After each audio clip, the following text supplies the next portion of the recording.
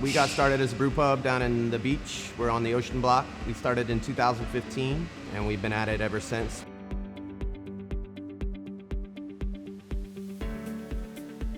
Caustic is used in almost every application in the brewery. Again, brewing is very, very dirty, very sticky, very gooey.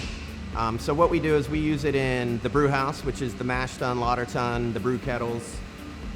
We use it in the fermentation. If you were ever to look in a dirty fermenter, you have what's called the Croissant line, which is where a lot of that fermentation happens, and it's very dirty and it sticks around the upper ring of a fermenter.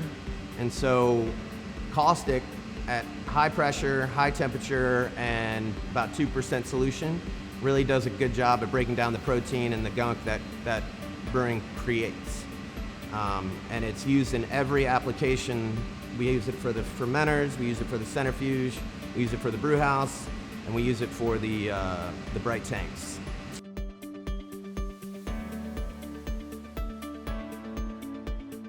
At the levels we use, especially in the production side of things, caustic can be expensive. And so it's also heated, which of course is very expensive. And so it's in our interest economically to reuse anything we can, really. So reusing caustics, there's quite a bit of life in a caustic solution. And so reusing it in different applications is in our best interest at all times. The brewing industry uses a lot of water. It uses a lot of CO2. It also creates CO2. So we really need to be doing everything we can from an environmental impact standpoint in the brewing industry to keep up. But also, I mean, there's a huge cost associated with water, chemical, CO2, everything all put together. So really it's win-win to reuse, reduce all of those things because you're paying for them big time.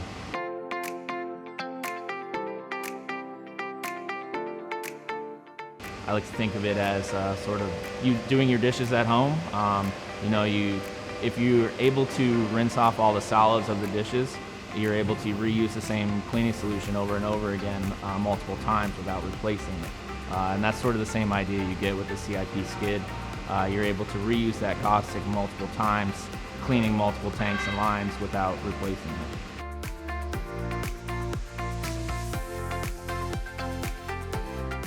Yeah, solids is the big player there. You really need to remove all the solids in order to reuse the caustic. Otherwise, it becomes a big pile up into your tanks and your skids. So determining how long to rinse for and determining the volume of rinses is the key player of being able to reuse the caustic. At Dogfish Head, we've done a lot of testings. There are simple cones you can buy. They're called Imhoff cones. And they're shaped like a cone, and what they do is they have markings all the way up. It's kind of like a giant centrifuge tube almost, to show how much solids are in a given sample. And if you track that for a few days, you'll be able to tell how much solids you're getting in your caustic and how much is rinsing forward from step to step.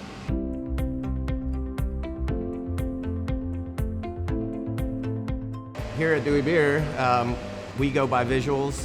So caustics have some agents in there that will tell you whether it's dirty or clean, and we have that in ours. So there's something that, if it starts to get really black or dirt, you can just kind of tell, just like you would if your dishwater at home.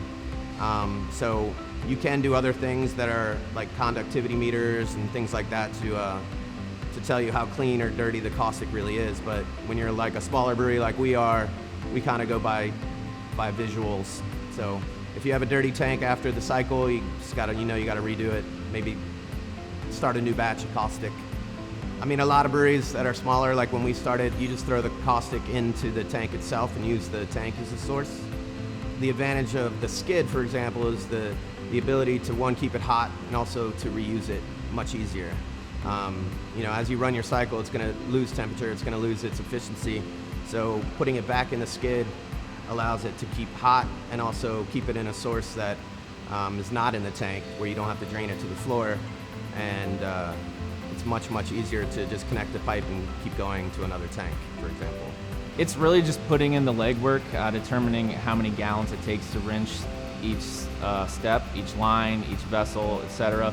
I mean, at Dogfish Head we have automation programs for that, but it was determined by hand, basically, of, hey, we rinse water to the floor, when is it water?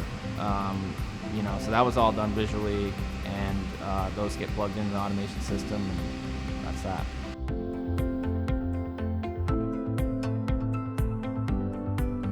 A lot of that is just planning ahead. Oftentimes, if you're cleaning 2 or 3 tanks, you could literally just take the chemical from one tank, move it to another tank, and start cleaning that one.